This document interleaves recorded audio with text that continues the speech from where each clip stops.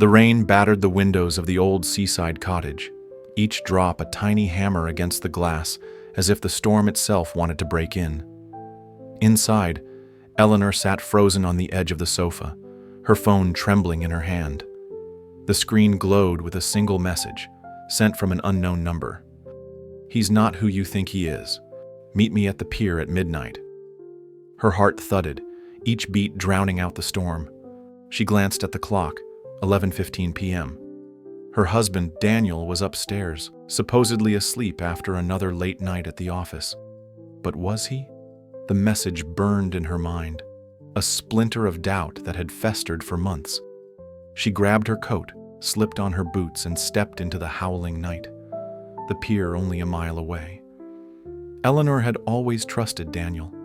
They'd met 5 years ago at a charity gala, his warm smile and quiet confidence drawing her in like a moth to a flame.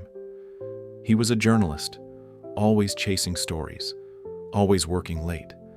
She'd loved his passion, his drive. They married within a year, built a life in this sleepy coastal town, and filled their cottage with dreams of a future. Maybe a family someday. But lately, Daniel had changed. He was distant, his phone always buzzing, his excuses thin. "Work," he'd say, but his eyes wouldn't meet hers. The doubt had started small, a missed call here, a vague answer there. But now, with this message, it was a roaring fire. The pier loomed ahead, a skeletal silhouette against the churning sea. The wind tore at her hood, salt stinging her face. At the end of the pier, a figure stood beneath a flickering lamppost, their face hidden in shadow. Eleanor's boots thudded against the wet planks as she approached, her pulse racing. "You sent the message," she said, her voice barely audible over the waves. The figure turned, and the lamplight revealed a woman, mid-30s with sharp cheekbones and eyes that glittered with something like pity. "I'm Claire," she said, "and I'm sorry you had to find out this way." Claire's story spilled out like poison. She was Daniel's editor, but their relationship had crossed lines months ago. It started with late-night drinks after deadlines, then stolen moments in hotel rooms. Daniel had told Claire he was single, that the ring on his finger was just for show, a relic of a dead marriage.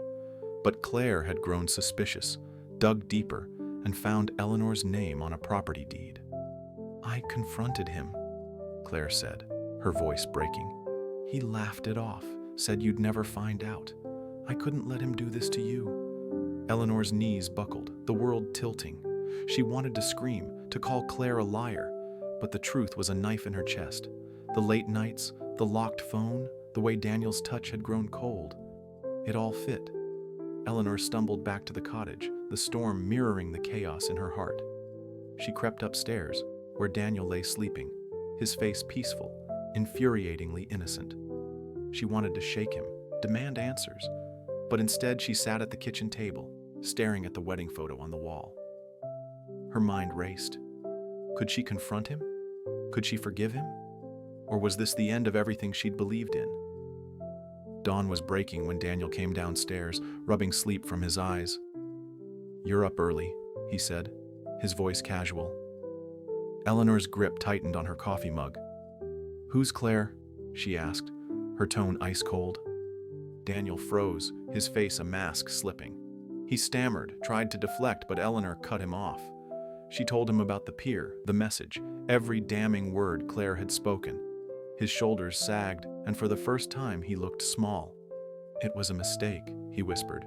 "I love you, Elle. I swear I do." But his words were hollow, a script he'd rehearsed in his head. Eleanor stood, her chair scraping the floor. "You don't love me," she said. "You love the idea of me, the safety of me. But you betrayed me, Daniel. And I deserve better." She packed a bag that morning, her hands steady despite the ache in her chest. Daniel begged her to stay, tears in his eyes, but she saw him for what he was, a man who'd built their life on lies. As she drove away from the cottage, the sea fading in her rearview mirror, Eleanor felt a strange lightness. The pain was there, raw and sharp, but so was something new, freedom. She didn't know where she was going, but for the first time in years, she was choosing herself. The road stretched ahead, and with it the promise of a life untainted by betrayal.